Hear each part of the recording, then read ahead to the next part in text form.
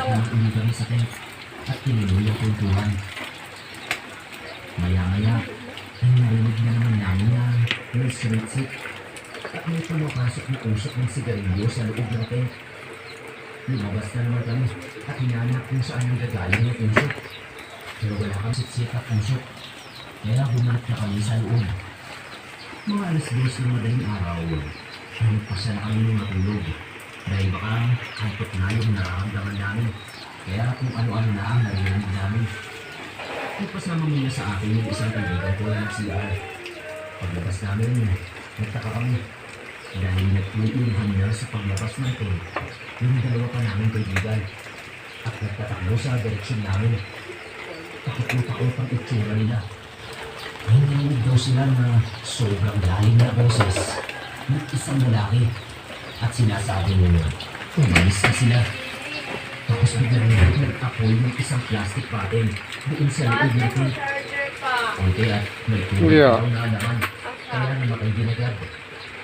Habang nakikinig sa kwento ng dalawa, bigla nilang tumawag ng higpit sa kaso ko yung isang kasama ko nag-CR.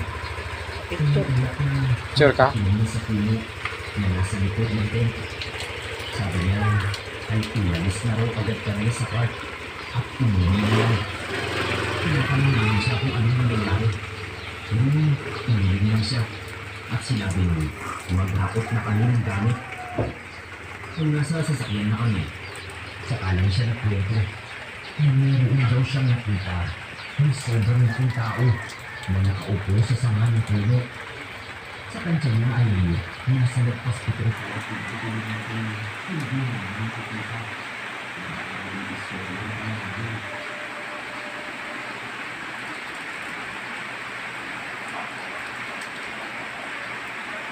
Ito sa kanila. Doon ang pangalan ko. Noong ko pagawat ng pasa ng story. Kaso lagi na natuturnada. Kaya man nagkaroon ng oras para mag-type sa laptop. Ang isishare ko sa inyo, tungkol sa bahagi ng dagat dito sa amin, sa dating pasyalan ng mga tao. Nakatira kami malapit sa dagat. Lakas ng ulan, lamig, sarap itulog. Oh guys, matulog na guys. Oh, sarap matulog guys. Oh, sarap matulog guys.